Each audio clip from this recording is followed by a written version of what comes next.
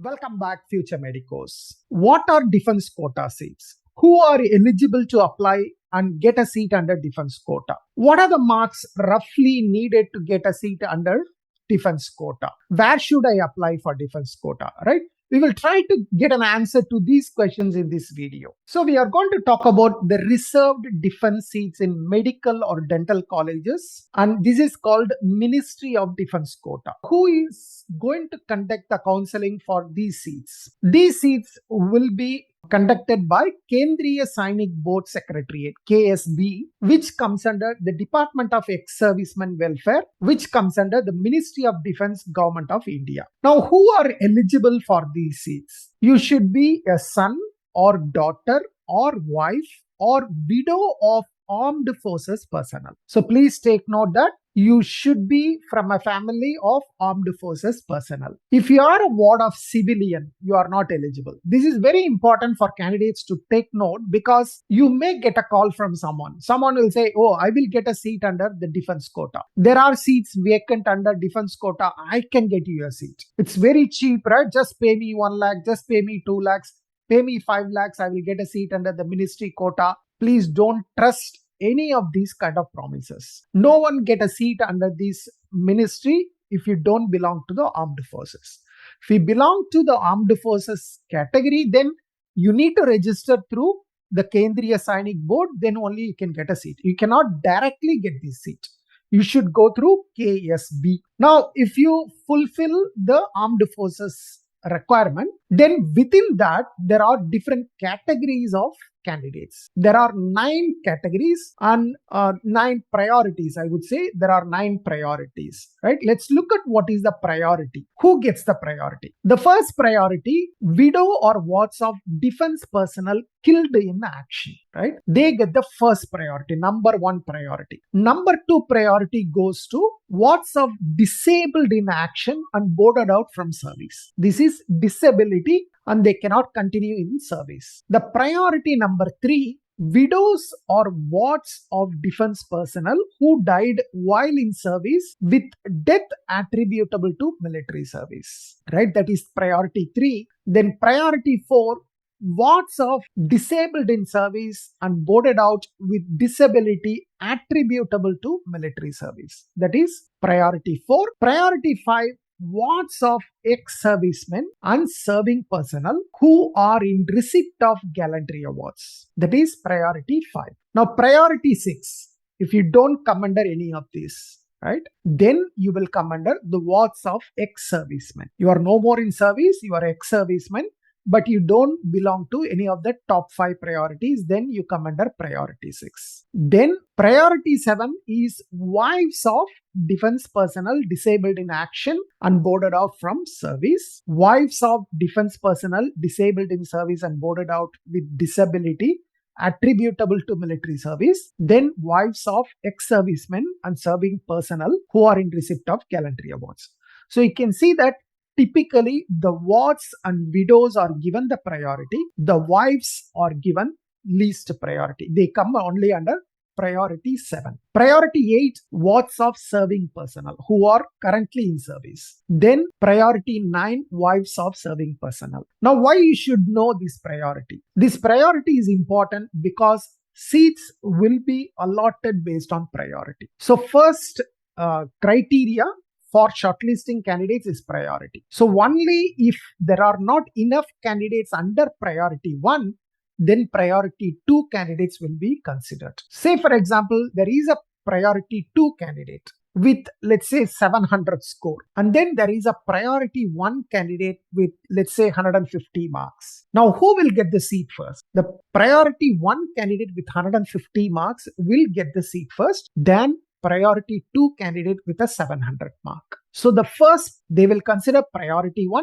and within priority 1, you will be ranked according to your NEET score. So first priority, and within priority NEET score, then they will move to priority 2, then again within that NEET score, then they will move to priority 3 and within that NEET score, right? That's how the ranking will be done for defense quota. Now, one thing important, you must get an eligibility certificate for applying under this quota. And who should issue this eligibility certificate? It should be duly signed by ZSP or RSB. Now what is that? Zilla Sainik Board, Rajya Sainik Board, and it should be countersigned by OIC records. This is for ex-servicemen, whereas for serving personnel, that is under priority 5, 7, 8 and 9, eligibility certificate can be signed only by OIC records. You don't need the Zilla Sainik Board or Rajya Sainik Board to sign for that. So you need to get an eligibility certificate while you are applying for the defense quota seats. This is mandatory. Now, if you look at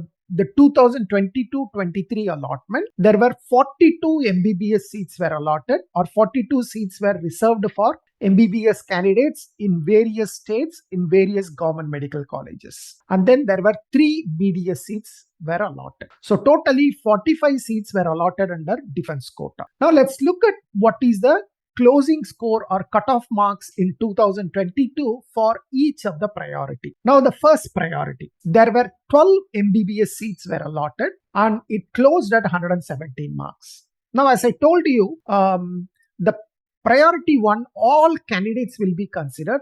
Only after considering all priority 1 candidates, and if there are no more candidates, then only priority 2 candidates will be considered. So basically, since only 12 applicants were there, I would consider there were 12 eligible candidates and all of them would have got a seat under the priority 1. Now priority 2, only there were 2 candidates who got a seat under priority 2 and the closing score is 147. So basically priority 1, 2 and even priority 3, anyone who applied got a seat because there is no competition basically, right? There are not enough candidates. Priority 3, 10 seats were allotted and the closing score was 133 marks. Now the competition came only in priority 4 because there were more candidates than the number of seats available in priority 4. So if you look at priority 4, 18 seats were allotted. Okay. So priority 1, 12, priority 2, 2 seats, priority 3, 10 seats, and the remaining 18 seats in MBBS were allotted under priority 4 and the closing score 361, right?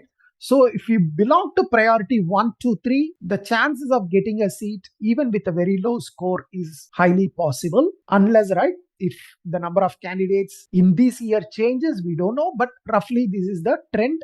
Priority 4, generally it is competitive. You may need a good score to get into a government medical college under defense quota. Now, how about BDS? I told you there are 3 BDS. The 3 BDS seats were taken by priority 4 candidates. The closing score was 247 marks. Now that's all the seats available, right? The 42 MBBS and 3 BDS seats. So below these, that is priority 5, 6, 7, 8 and 9, none of them got a seat.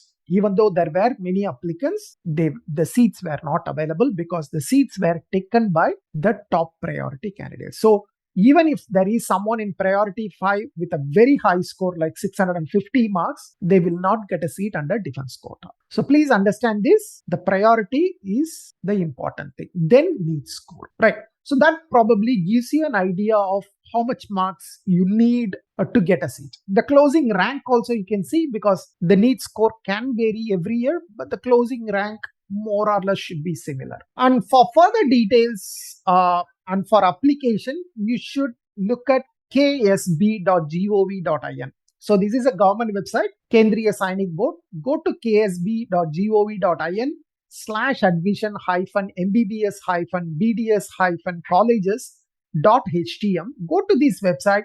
You will get more details and please watch this website so that you will know exactly when they are calling for registration. I will provide this link in the description below so that you can click and directly go to the website. If you need any further details, please leave a comment below. I will try to address them as quickly as possible.